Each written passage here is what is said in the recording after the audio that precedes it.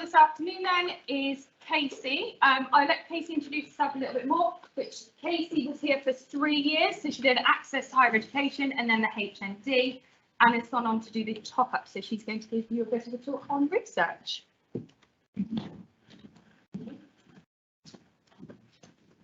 Right, so as you already know, I'm Cassey. I was actually here for 4 years. I came back and did HND, then access, then the HND.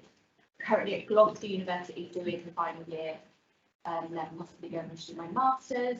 Got absolutely no idea what I want to do after that, which because some of you as well. But you know, so I'm going to talk to you a little bit about research, what I've done, how I've done it, what I found. Bear with me because I'm not a public speaker, so there might be some. So specifically, I did a bit of research in psychology when I did the access course, and then I did research last year, and then I'm currently doing research this year, which I'm yet to finish. So where am I? So I won't lie, research isn't my favourite subject. It wasn't my favourite subject when I started and dreaded it. It's one of those things that I think you put off and put off, but actually, in the end, it's probably been the most enjoyable out of all the things you can really say it's actually enjoyable. Yeah. I chose to do experiments for the psychology one. So they've all been different processes. I've done surveys last year and I've done a survey this year. I learned from doing the experiment that it was much more time consuming for participants and for me.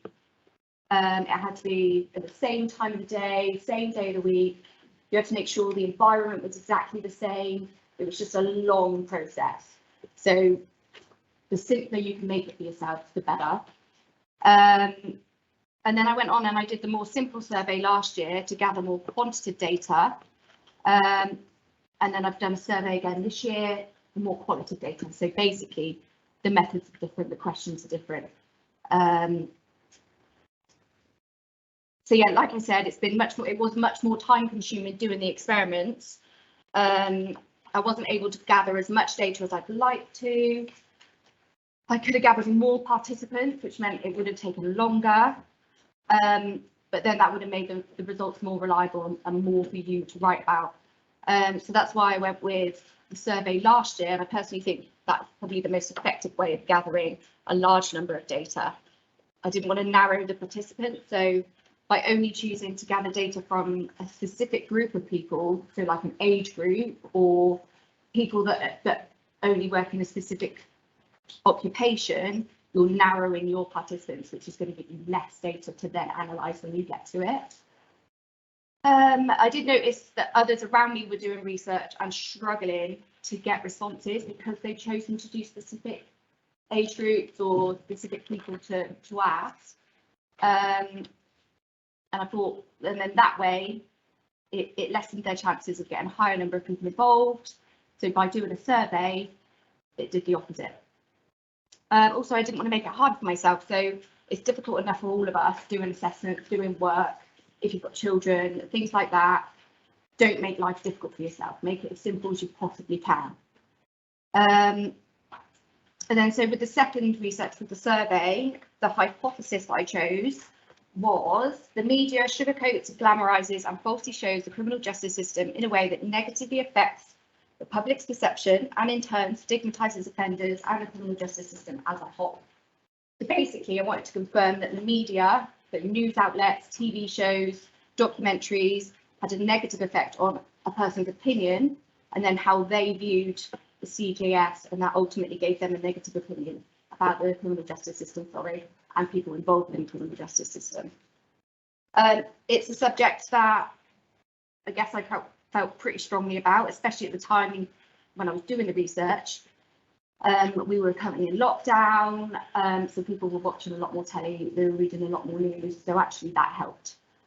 So think about, I guess, like the surroundings and what you were going through at the time.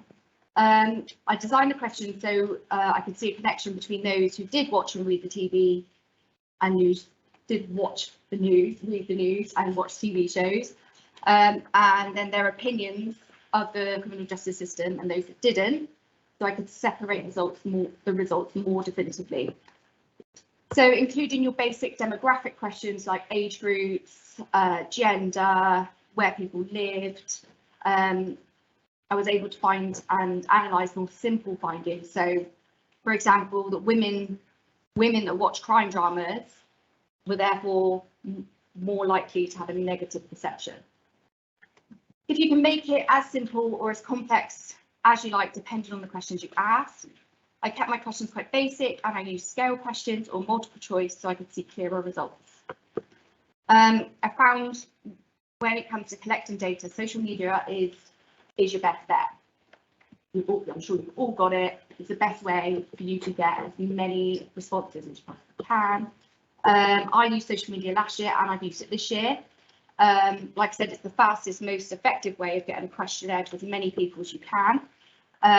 Obviously consider what time of day you're going to send it out. I sent mine out in the evening, so people aren't at work, they've got less important things to do, and they're more likely to give you their time, a few minutes to fill out a survey that helps you. So last year I ended up with over 120 responses, which is way more than I thought I'd get, to be fair. But that gave me much clearer results to confirm the hypothesis. And then this year, I found it a bit more difficult. Being at uni, you've got an open, you can literally choose whatever you want to research. Last year, there was a topic that I had to surround my hypothesis on, but this year, that's been the hardest part, is actually deciding what I wanted to do. I considered continuing with last year's research and following up on that and maybe going with something along those lines. But actually I went with something completely different, a pretty broad subject, which could actually give me more to talk about. But that ended up probably being more negative thing because I needed to be specific, not so general. But I went with the death penalty to find out how people feel about it now in more recent times, rather than, yes, I went with death penalty to find out how people feel about it now. What with terror attacks and crime scenes are different now compared to when we actually had the death penalty. And I basically want to know people's opinions and if they've changed since it was abolished in 1965 in the UK. I've gone with the same process. It's still a questionnaire, as I was so successful with results last year. But I've gone with more open-ended questions to get more qualitative research, so questions that I can get more opinionated answers on.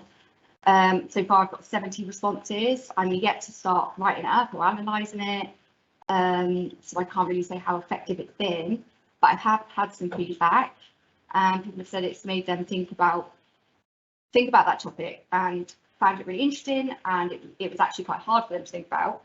But I think if you choose a topic that makes people think, then you're probably going to get good findings from it and you're going to get good results.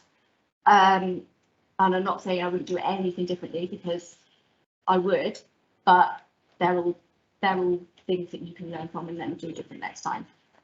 So yeah, I mean, that's all I really got to say. I hope it's been insightful or a little bit helpful for some.